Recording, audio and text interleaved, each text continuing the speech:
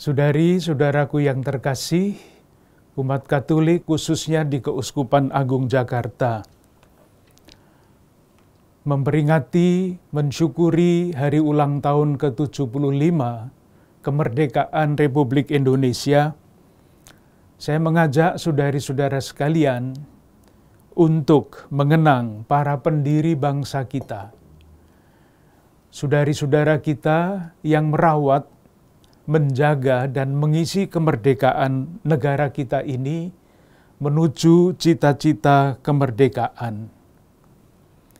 Kita semua berharap mewarisi semangat bela negara dalam arti yang seluas-luasnya dengan segala macam kreativitas bentuknya.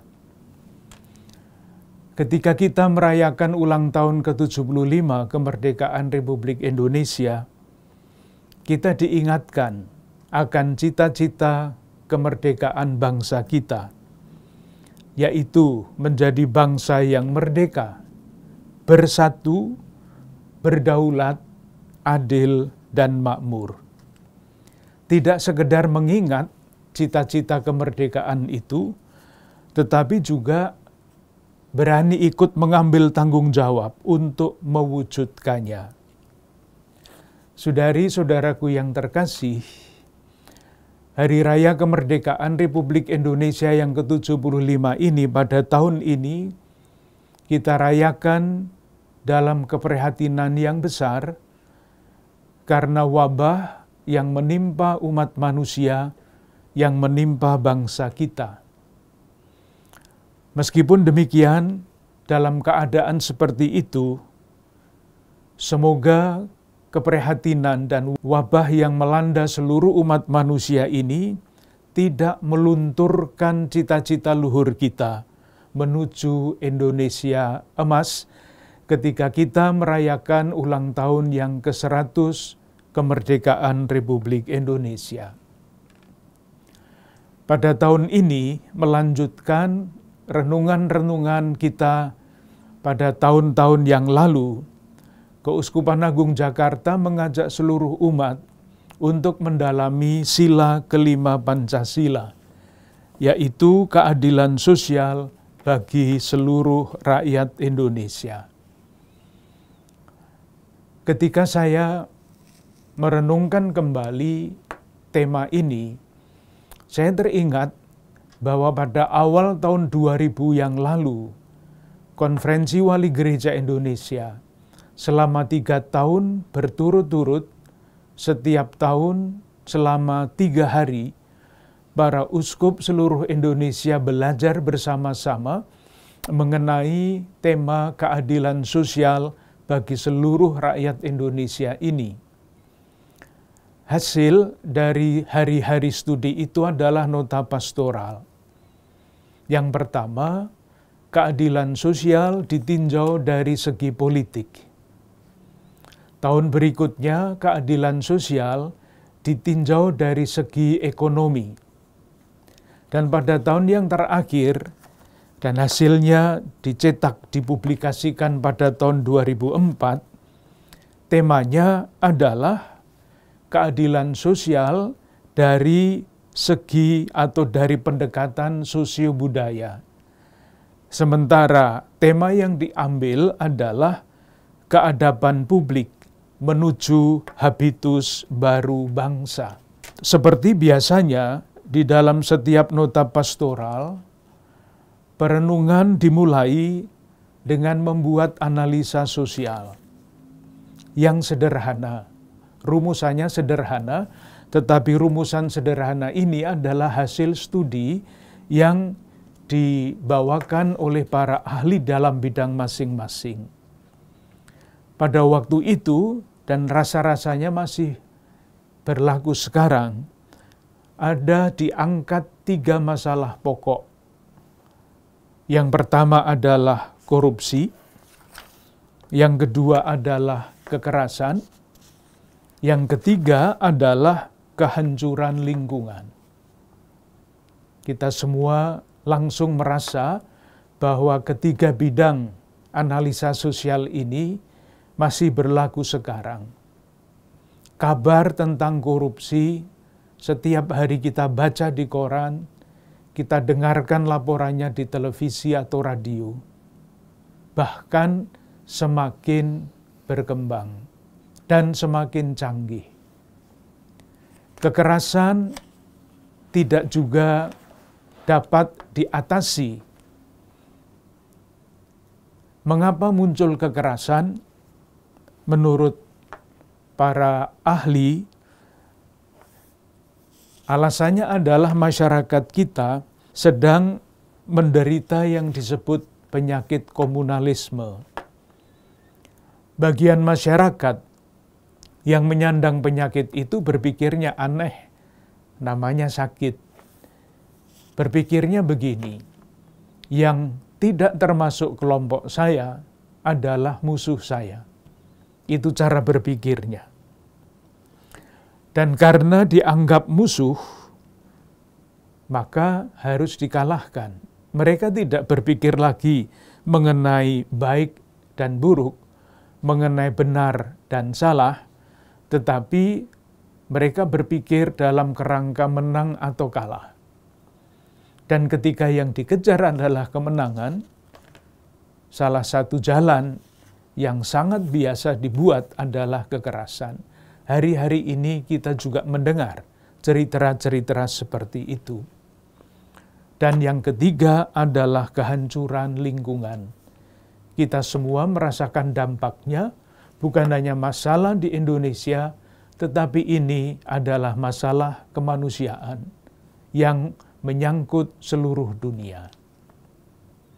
Saudari-saudaraku yang terkasih, ketika kita merayakan ulang tahun ke-75 kemerdekaan Republik Indonesia, sekali lagi kita diajak untuk mengingat kembali cita-cita kemerdekaan.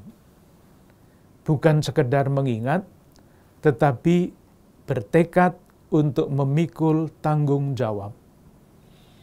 Dan menurut nota pastoral Konferensi Wali Gereja Indonesia itu, tanggung jawab sejarah itu kita wujudkan di dalam usaha kita membangun keadaban publik menuju habitus baru bangsa. Menurut teori yang diikuti oleh nota pastoral ini, keadaban publik itu dibangun atas dasar 3 pilar, 3 poros kekuatan.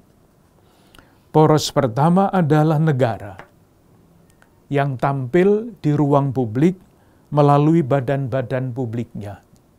Lalu dikatakan begini, saya kutip, melalui badan-badan publiknya, negara bergerak di ruang publik dengan menyelenggarakan kesejahteraan umum.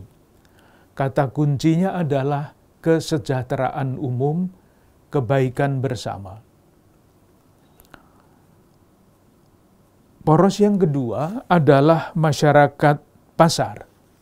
Dikatakan begini, masyarakat pasar atau sektor bisnis bergerak di ruang publik melalui urusan transaksi jual beli barang dan jasa secara spontan namun fair, demi kepentingan, keuntungan, baik bagi penjual, pembeli, maupun masyarakat pada umumnya.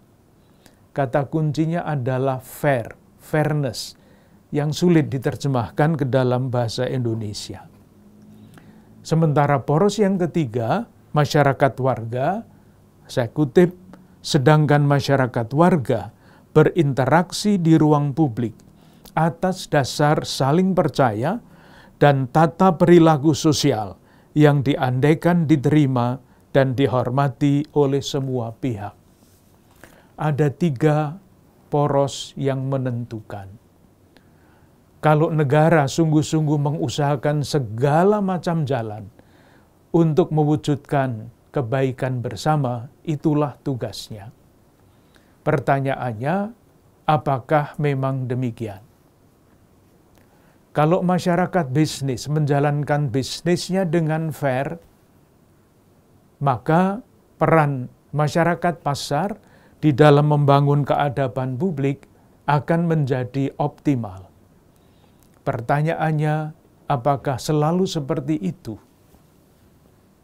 Kalau masyarakat warga sungguh-sungguh berperilaku berdasarkan saling percaya, maka keadaban publik yang dibebankan tanggung jawabnya pada masyarakat warga akan terbentuk.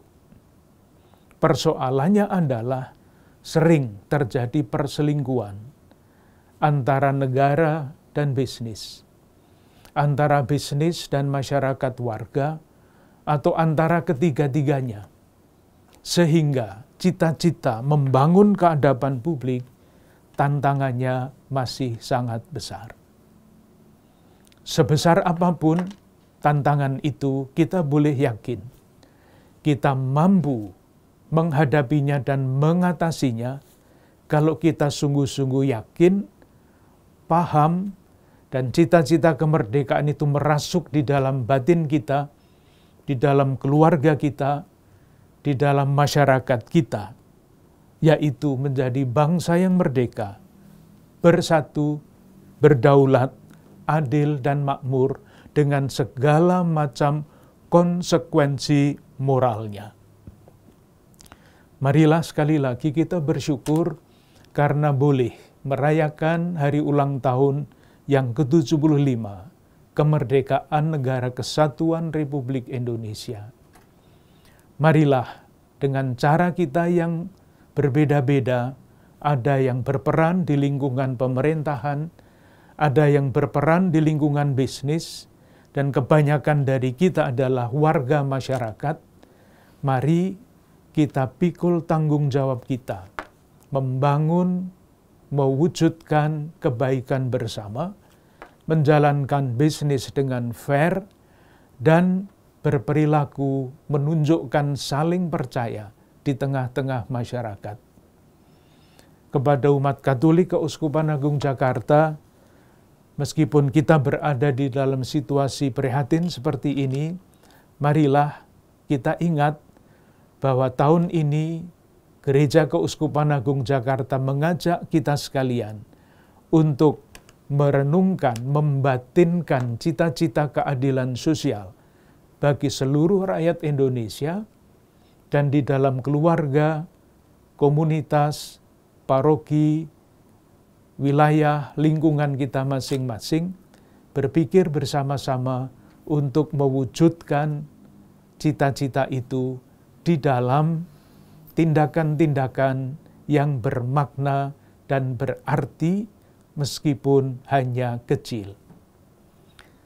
Marilah kita tidak henti-hentinya terus berdoa bagi bangsa dan negara kita, semoga berkat rahmat Tuhan dan kreativitas para pemimpin kita, saudari-saudara kita yang bergerak di dalam bidang bisnis, dan tokoh-tokoh masyarakat kita, keadaban publik pada waktunya dapat diwujudkan sesuai dengan cita-cita kita. Tuhan memberkati.